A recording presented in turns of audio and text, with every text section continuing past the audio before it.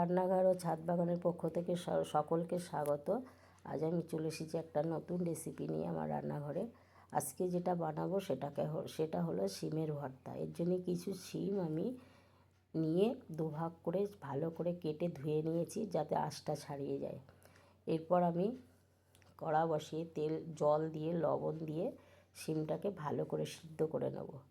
এইবার সিদ্ধ হয়ে গেলে ওটাকে একটু ঠান্ডা করে রসুন আর কাঁচা লঙ্কা দিয়ে মিক্সচারে আমি পেস্ট করে নেব।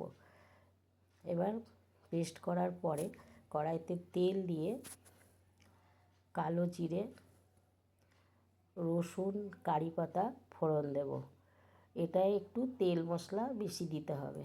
এইবার এগুলো একটু ভাজা ভাজা হলে পেঁয়াজ দেব। পেঁয়াজটা একটু নাড়াচাড়া করে নুন হলুদ দেব। নুন হলুদ দিয়ে একটু নাড়াচাড়া করে একটু মিষ্টি দেবো। একটু মিষ্টি দেবো। মিষ্টি দিয়ে ভালো করে কষতে থাকবো। তারপরে তেল ছাড়া হয়ে গেলে আমি শিমের বাটাটা দিয়ে দেব।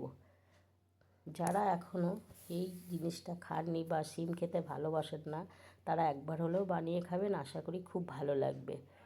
এইবার এটা কিন্তু একটু লো ফ্লেমে ধীরে ধীরে বারবার নেড়ে নেড়ে করতে হবে, নাহলে তলায় লেগে পুড়ে যাবে। এইভাবে নাড়তে নাড়তে যখন এটা কড়া থেকে ছাড়িয়ে যাবে বা তেল ছাড়া বা শুকনো হয়ে যাবে, তখন এটা নামিয়ে ফেলতে হবে। এইভাবে আমার রেসিপিটা হয়ে গেলে যদি আপনাদের ভালো লাগে, লাইক শেয়ার কমেন্ট করবেন, নতুন কিছু দেখার জন্য সাবস্ক্রাইব করবেন। ধন্যবাদ।